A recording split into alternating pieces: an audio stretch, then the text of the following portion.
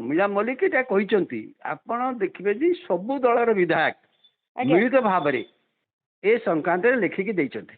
ଆଜ୍ଞା ସେଥିରେ ବିଜେଡି ଅଛନ୍ତି, ବିଜେଡି ଅଛି, କଂଗ୍ରେସ ସବୁ ଦଳର ବିଧାୟକ ମାନେ ମିଳିତ ଭାବରେ ଏଇଟା ଲେଖିକି ଦେଇଛନ୍ତି ଆଜ୍ଞା ଯେ ଆମମାନଙ୍କ ଦରମା ବଢୁ।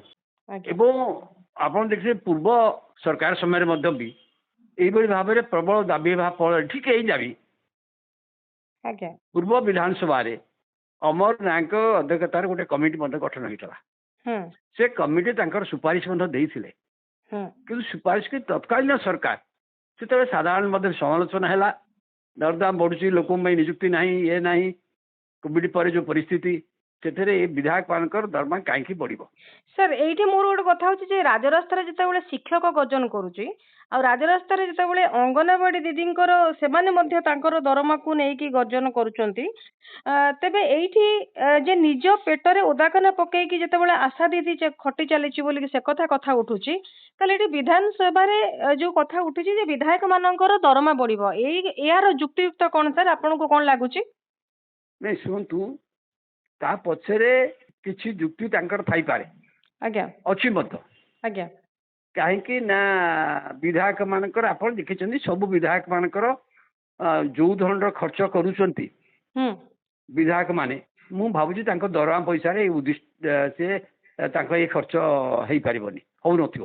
ଆଜ୍ଞା ମାନେ ସବୁ ପ୍ରକାର ଖର୍ଚ୍ଚ ବିଧାନ ନିଜ ନିର୍ବାଚନ ଖର୍ଚ୍ଚ ଆରମ୍ଭ କରି କର୍ମୀ ମାନଙ୍କୁ ଟୁର୍ଣ୍ଣାମେଣ୍ଟଠୁ ଆରମ୍ଭ କରି ଯେକୌଣସି ଉତ୍ସବ ଇଏ ଫିଏରେ ପଇସା ଦେବା ଏଠୁ ହୁଁ ଆରମ୍ଭ କରି ଯେତେ କଥା ହଉଛି, ଏବଂ ସବୁଠୁ ବଡ କଥା ହଉଛି ତାଙ୍କ ଯୋଉ ଲାଇଫ ଷ୍ଟାଇଲ। ଆପଣ ଦେଖୁଛନ୍ତି ଅଧିକାଂଶ ବିଧାୟକ ବଡ ବଡ ଗାଡି ଚଳୁଛନ୍ତି, ଯୋଉ ଗାଡିର ଇଏମଆଇ ମଧ୍ୟ ମାସକୁ 30,000 ଟଙ୍କା ହବ ଆଜ୍ଞା, ନୂଆ ଗାଡି ଯଦି ଆପଣ କିଣିବେ। ଆଜ୍ଞା ତେଣୁ ସେଇ ଦୃଷ୍ଟିରୁ ଦେଖିଲେ ନାହିଁ, କିନ୍ତୁ ତା ସତ୍ତ୍ୱେ କାହିଁକି ବଢା ହେଲାନି, କାହିଁକି ବଢା ହଉନି? ସେମାନେ ଖର୍ଚ୍ଚ କରୁଛନ୍ତି, ତାଙ୍କର ଆୟ ନଥାଇ ମଧ୍ୟ ଖର୍ଚ୍ଚ କରୁଛନ୍ତି। ଆପଣ କେମିତି ଖର୍ଚ୍ଚ କରୁଛନ୍ତି ଆପଣ ଜାଣିଛନ୍ତି। ଏବଂ ଆହୁରି ଦେଖାଗଲା ଯୋଉମାନେ ବିଧାୟକ ହଉଛନ୍ତି ଆଜ୍ଞା ସେମାନେ 5 ବର୍ଷର ବିଧାନସଭା କାର୍ଯ୍ୟକାଳ ପରେ ତାଙ୍କ ସମ୍ପତ୍ତି କମି ଯାଉନି, ତାଙ୍କ ସମ୍ପତ୍ତି ବଢୁଛି। ଆପଣ ଯଦି ତାଙ୍କର ଯୋଉ ସତବାଟ ଦାଖଲ କରୁଛନ୍ତି ପ୍ରତି ନିର୍ବାଚନ ଆରମ୍ଭରେ ଆଜ୍ଞା ପ୍ରାର୍ଥୀପତ୍ର ଦାଖଲ ପରେ ତାକୁ ଯଦି ଆପଣ ଯାଞ୍ଚ କରିବେ, ଆପଣ ଦେଖିବେ ପ୍ରତି ବିଧାୟକଙ୍କର ମନ୍ତ୍ରୀଙ୍କର ସମ୍ପତ୍ତି ବଢୁଛି। ହୁଁ ସେ ଦରମା କମ ପାଉଛନ୍ତି, ହୁଁ ତାର ସମ୍ପତ୍ତି ବଢୁଛି କିପରି?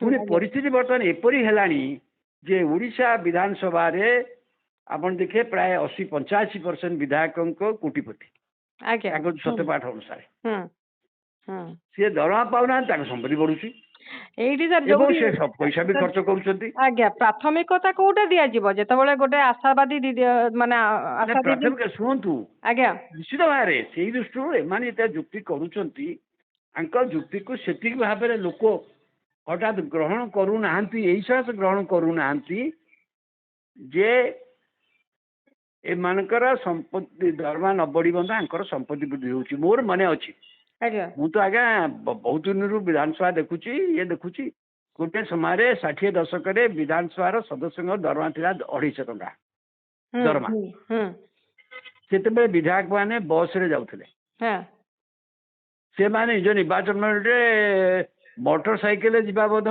ସ୍ୱପ୍ନ ଥିଲା, ନହେଲେ ଖୁବ ବେଶୀରେ ସାଇକେଲରେ ଯିବା ଆସିବା କରୁଥିଲେ ଆଜ୍ଞା ନିଜ ଆଜ୍ଞା ନିର୍ବାଚନ ମଣ୍ଡଳୀ। ହଁ ଏଭଳିଆ ସ୍ଥିତି ମଧ୍ୟ ଥିଲା। ଏବଂ ଆଜ୍ଞା ସେତେବେଳେ ବିଧାୟକ ମାନେ ଦେଖା ହଉଥିଲା, ଯୋଉମାନେ ବିଧାୟକ ହଉଥିଲେ ତାଙ୍କର ସମ୍ପତ୍ତି ବଢିବା ପରିବର୍ତ୍ତେ ଅଧିକାଂଶଙ୍କର ଜମି ବାଡି କିଛି ବିକ୍ରି ହେଇଯାଉଥିଲା। ହୁଁ କିନ୍ତୁ ବର୍ତ୍ତମାନ ସେ ସ୍ଥିତି ନାହିଁ। ବର୍ତ୍ତମାନ ସ୍ଥିତି ହେଇଛି ବିଧାୟକ ମାନଙ୍କ ସବୁ ମିଶିକି ପ୍ରାୟ 1,00,000 ଟଙ୍କା ଖଣ୍ଡେ ପାଉଛନ୍ତି ମାସକୁ। ଆଜ୍ଞା ହୁଁ ଯଦି ଟିଏ ବେଶୀ ଅଧିକା ହବ 1.5 ଲକ୍ଷ ହେଇଯିବ। ହୁଁ କିନ୍ତୁ ହୁଁ କଥା ହଉଛି ୟାର ଏଇ ବ୍ୟବସ୍ଥା ଭିତରେ ଦେଖା ହଉଛି ସେମାନଙ୍କର ସମ୍ପତ୍ତି ବୃଦ୍ଧି ହଉଛି, ଜମି ଜମା ଆଜ୍ଞା ବଢୁଛି। ହୁଁ